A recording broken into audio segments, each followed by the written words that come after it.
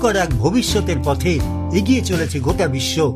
মানুষের অবিবেচকের মতো কাজেই জলবায়ু পরিবর্তনের জেরে নজিরবিহীন হারে গলছে আন্টার্কটিকার থোয়াইটস গ্লেসিয়ার।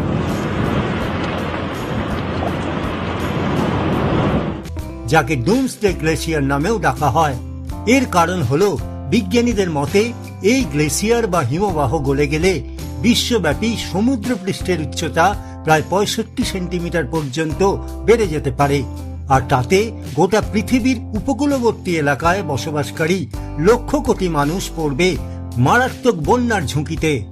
বিশেষজ্ঞদের মতে থোয়াইটস গ্লেসিয়ার একাই বিশ্বের বার্ষিক সমুদ্রপৃষ্ঠ বৃদ্ধির প্রায় 4% জন্য দায়ী।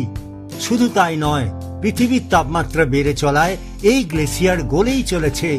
এবার তা সম্পূর্ণ ভেঙে পড়লে পশ্চিম আন্টার্কটিক আইস শিটও অস্থিতিশীল হয়ে পড়তে পারে, যার ফল হতে পারে ভয়াবহ।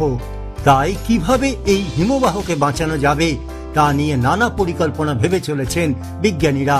ইউরোনিউজের তথ্য উল্লেখ করে এনডিটিভি জানিয়েছে, ডুমসডে গ্লেসিয়ারের গলে যাওয়া রুখতে 150 মিটার উঁচু পাঁচিল গড়ার পরিকল্পনা করেছেন একদল বিজ্ঞানী, যাতে উষ্ণ সমুদ্র স্রোত সরাসরি হিমবাহে আঘাত না হানতে পারে।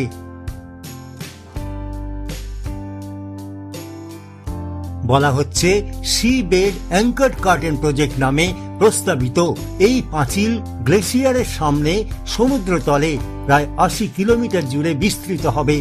আসলে পাঁচিল বলতে সমুদ্রের নিচে প্রায় 600 মিটার গভীরে একটা বিশাল নমনীয় পর্দা বসানো হবে। এর লক্ষ্য উষ্ণ বা গরম সমুদ্র জল থেকে গ্লেসিয়ারকে সুরক্ষা দেওয়া। প্রকল্পটির নকশা, পরীক্ষা ও নির্মাণের জন্য 3 বছর গবেষণা করা হবে। আনুমানিক বাজেট প্রায় $1 কোটি। তবে এই প্রকল্প ঘিরে একদল বিজ্ঞানী আশাবাদী হলেও অনেকেই সাফল্য নিয়ে অনিশ্চিত।